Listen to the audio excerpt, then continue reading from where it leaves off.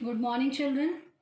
I, Rukmani Dubey, is here with some other crops. First, we are going to discuss the climatic condition required for tea. बेटा T जिसको हम beverage crop भी कहते हैं. Beverage crop का क्या मतलब होता है? पेय पदार्थ, मतलब पीने वाली चीज़ें. Tea is a beverage crop और you can say it is perennial. Perennial का मतलब होता है जिसकी फसल थ्रू आउट द ईयर मिलती है. राइट आप देखिए, आपने राइस पढ़ा, राइस इज खरीफ. ठीक है, वीट पढ़ा, वीट इज राबी.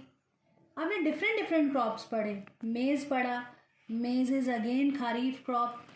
लेकिन T is perennial. We cannot write Kharif and Rabi here. So first we are going to take tea. This is plantation crop. कौन सी क्रॉप है ये? प्लांटेशन, क्योंकि इसको प्लांटेशन के थ्रू तैयार किया जाता है, कल्टीवेट किया जाता है. And this beverage crop was introduced by British in India. First of all, it was used by British in India. They brought this crop in India.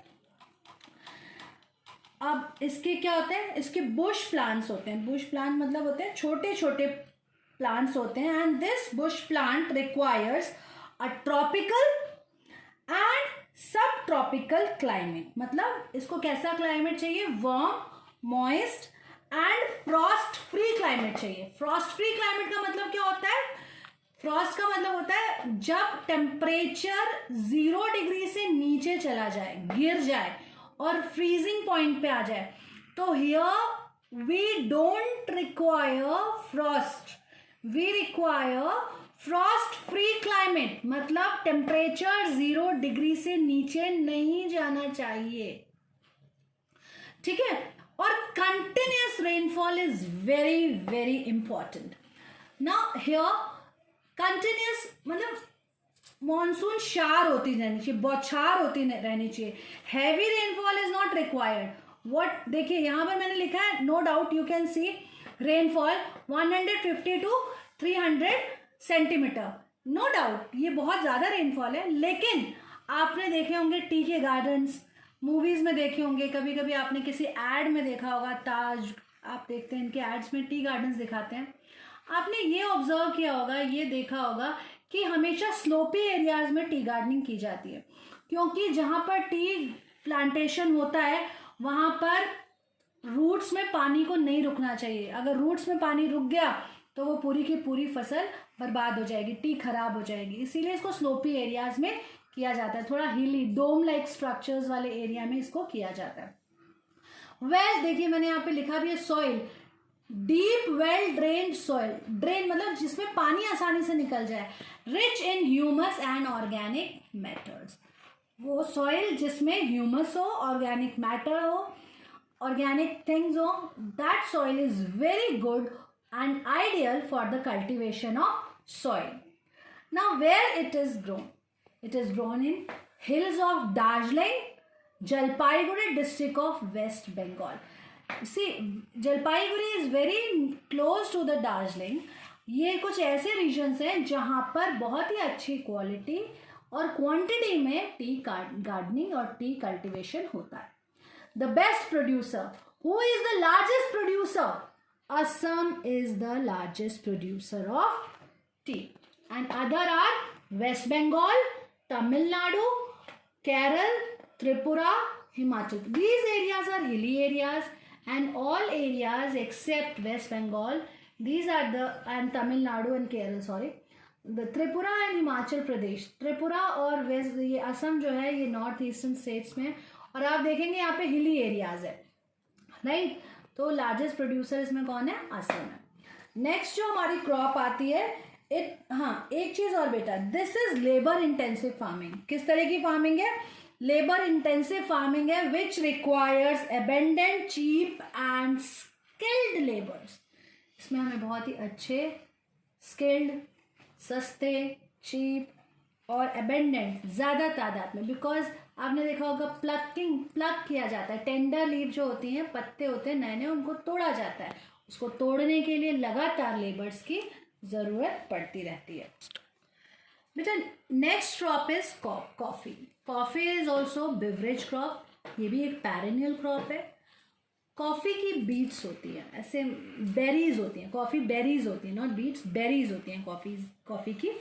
और आपको मैं बता दूं कि in 2008 India produced 3.2% of world's coffee production. और India की जो coffee है वो वर्ल्ड में बहुत ही अच्छी क्वालिटी मेंटेन किए हुए है। द अरेबिक वैरायटी जो होती है वो इनिशियली मतलब जो इंडिया में जो अरेबिक वैरायटी है कॉफ़ी की, जो शुरुआत तौर पे यमन से लाई गई थी और अब वो इंडिया में प्रोड्यूस की जा रही है, राइट। अब इसका जो कल्टीवेशन है, इसके लिए भी बेटा आप देखिए क्या टेम्परेचर चाहिए, 15 से लेके 28 डिग्री सेंटीग्रेड।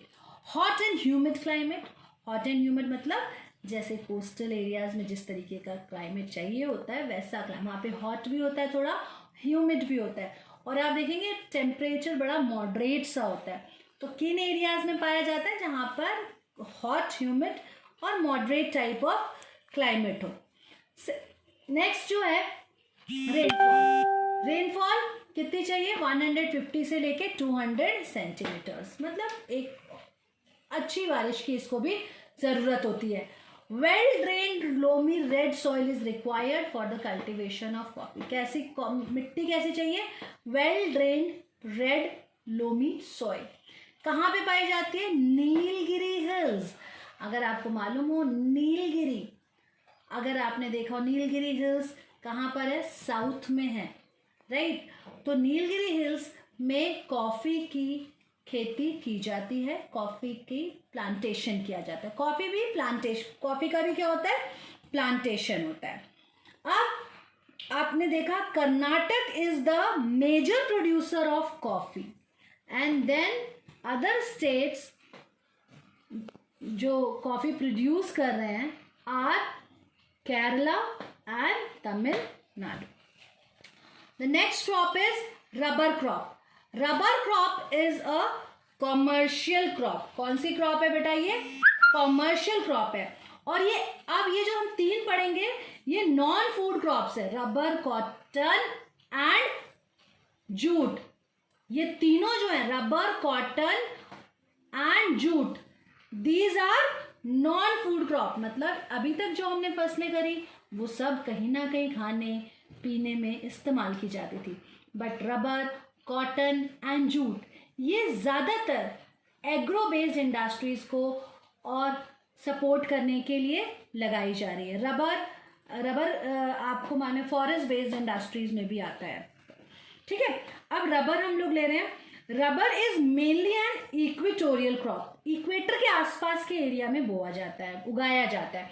रबर के कोई बुशेस नहीं होते हैं, ट्रीज होते हैं, ट्रीज होते हैं और जिससे रबर का जो लेटेक्स है मतलब दूध होता है रबर के प्लांट्स में जो कट लगा के इकट्ठा किया जाता है वो निकाला जाता है और उसको फिर प्रोसेसिंग के लिए इंडस्ट्रीज में भेजा जाता है। जो रबर है वो स्पेशली किन एरियाज में कल्टीवेट हो रहा है, ट्रॉपिकल एरियाज में। It is an important industrial raw material and it is used for various purpose.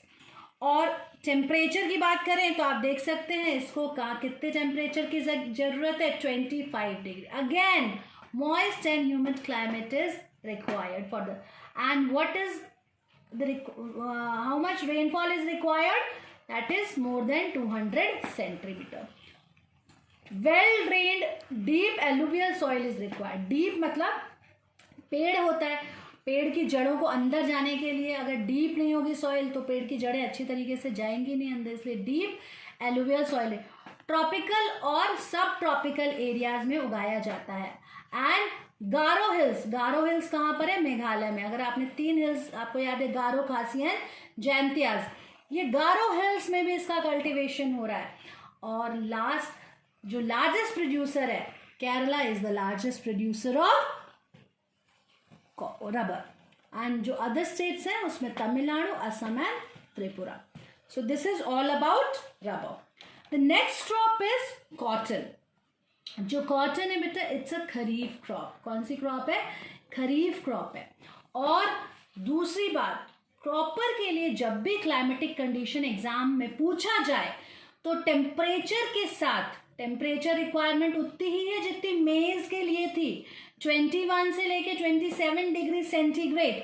आपने 3 ऐसी क्रॉप्स की हैं जिसमें आपको क्या चाहिए, सेम टेम्परेचर रिक्वायरमेंट है, 21 से लेके 27 डिग्री सेंटीग्रेड. एक शुगर केन था, एक मेज था और तीसरा क्या है, कॉटन. इसके साथ you have to write bright sunlight. Bright sunlight मतलब क्या होता है, खूब अच्छी धूप.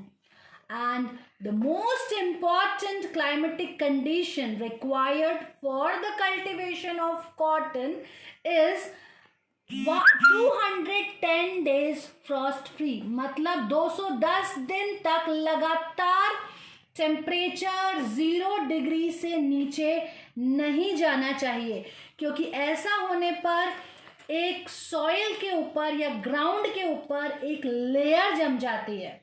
ठीक है, किसकी, आइस की, जो बहुत ही खतरनाक होती है. इसीलिए फार्मर्स वेदर रिपोर्ट देखते हैं. अगर जैसा ही लिखा होता है कि टेम्परेचर गिरने वाला है, वो रात को अपने फील्ड में पानी भर देते हैं ताकि वो टेम्परेचर को क्या कर सके, बैलेंस कर सके. अगर रेनफॉल की बात करें तो आप देखिए 50 to 80 सेंटीमीटर, ज़्यादा बारिश की ज़रूरत नहीं है. And you all know black soil is also known as cotton soil. That means black soil is ideal for the cultivation of cotton. So इसमें तो मुझे लगता ही नहीं है कि ये भूलने वाली चीज़ है. इसकी जगह आप कोई भी अदर सॉइल का नाम नहीं लिख सकते. If you forget this name, write cotton soil or regular soil, because these are the 2 other names of black soil. It is found in Deccan Trap. What is Deccan Trap? Deccan Trap is an area which is covered with black soil.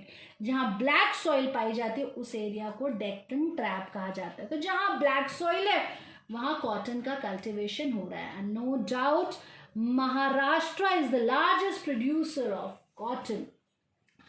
आपको मालूम है, that's why Maharashtra has number of textile industry. Why? Because they are getting cotton in cheap rate, right?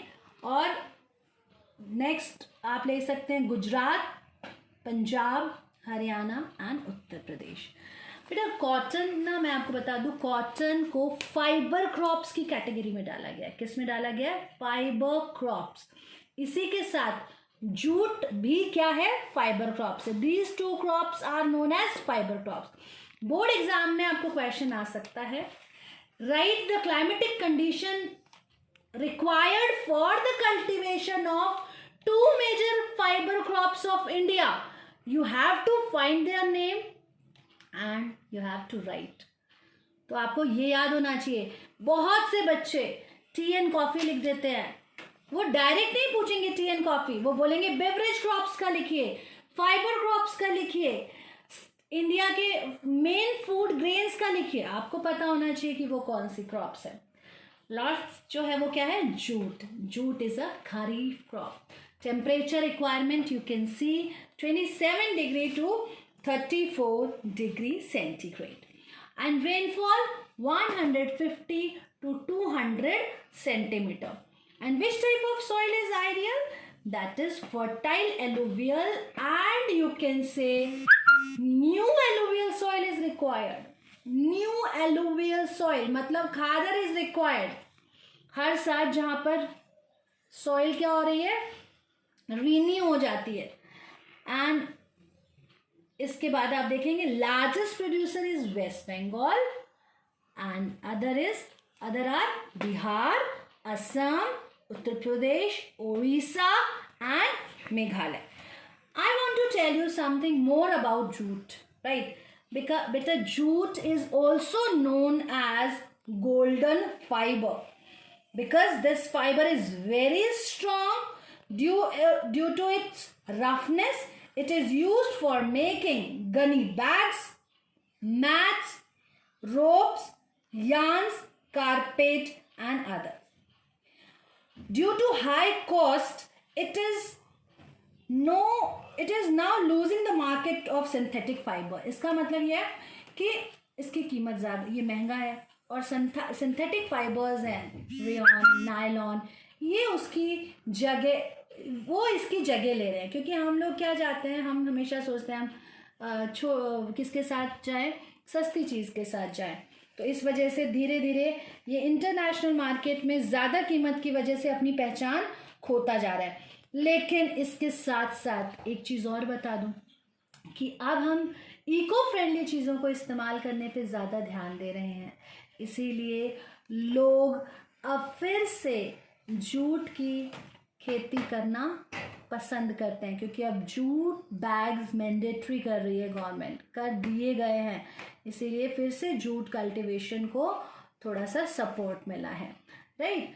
सो बेटा, इसके साथ जितने भी हमारी crops थी उनके जोग्राफिकल और यू कैन से क्लाइमेटिक कंडीशंस, जैसे क्लाइमेटिक कंडीशन की उनकी रिक्वायरमेंट होती है, उनको हमने पूरा कर लिया है। एंड जो हमारा नेक्स्ट वीडियो होगा उसमें हम आपको क्या पढ़ाएंगे, हम आपको पढ़ाएंगे एग्रीकल्चरल रिफॉर्म्स। क्या लेके आएंगे आपके लिए? Agricultural reforms. उसमें होगा इंस्टीट्यूशनल रिफॉर्म्स, फिर होगा टेक्नोलॉजिकल रिफॉर्म्स, फिर agricultural finance and land development programmes के साथ नई वीडियो में मैं आ पाऊंगी। और आज के लिए इतना ही काफ़ी है। Thank you, have a good day.